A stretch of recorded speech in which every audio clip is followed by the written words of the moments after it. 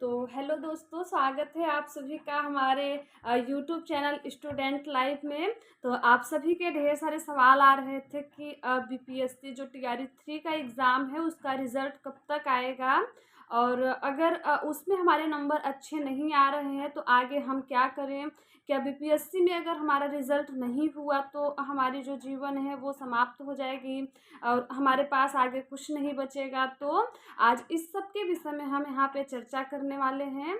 और अगर आप टीआरई 4 की तैयारी करना चाहते हैं तो आपको कैसे करनी चाहिए और अभी आपके पास कितना समय है और टीआरई 4 का जो है वो कब तक आ सकता है, तो इस सब के विषय में हम इस वीडियो में चर्चा करने वाले हैं। तो आइए आज की वीडियो की हम शुरुआत करते हैं। तो सबसे पहले जो है टीआरई 3 वालों के लिए खुशखबरी की बात है कि उनका रिज़ल्ट जो है वो अभी तक समझ में नहीं आ रहा था कि कब तक आएगा, लेकिन अब उसमें लगभग जो है हरी झंडी दिखा दी जा चुकी है।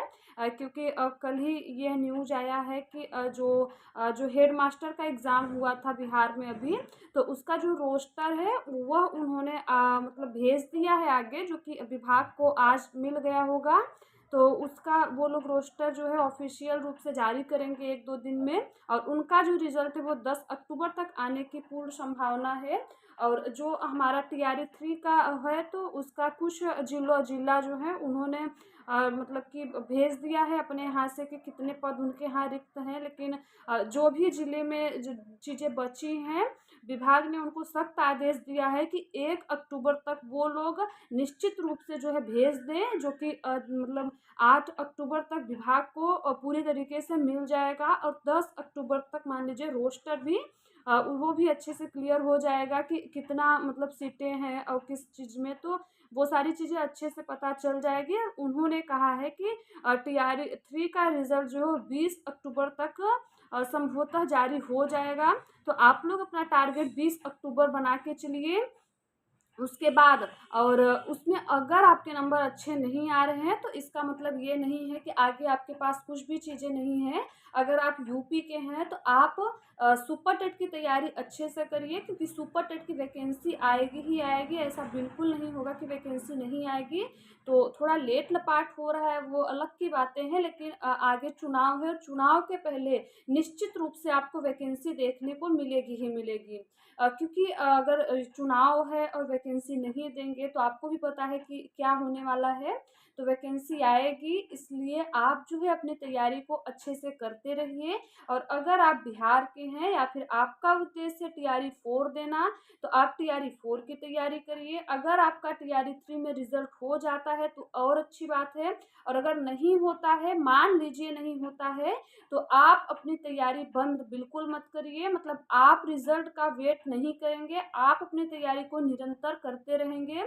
अगर आपका रिज़ल्ट हो गया तो बहुत अच्छी बात है, और अगर आपका रिज़ल्ट हुआ या नहीं हुआ तो आपको टीआरई 4 में भी आप बैठ सकते हैं, सुपर टेट में आप बैठ सकते हैं।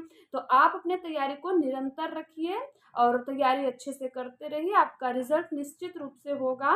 क्योंकि विद्यार्थियों का जीवन ही यही होता है कि उसमें गवर्नमेंट जॉब में लेट वाली सिस्टम तो रहती ही रहती है, लेकिन इसका मतलब ये नहीं कि हम बीच में अपना रास्ता बदल दें या चीज़ों को छोड़कर हम हट जाएँ।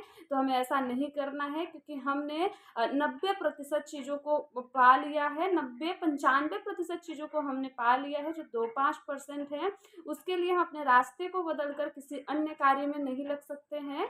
तो हमारे पास यही एक है, तो हमारा उद्देश्य भी यही है कि आपका जो एम है उसको आपको पूरा करना ही करना है।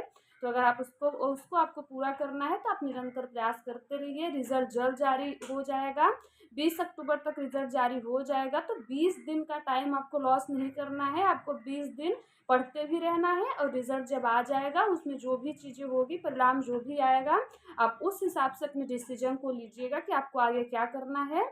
लेकिन आप तैयारी करते रहिए। तो जानकारी आपको कैसी लगी कमेंट बॉक्स में ज़रूर बताइएगा।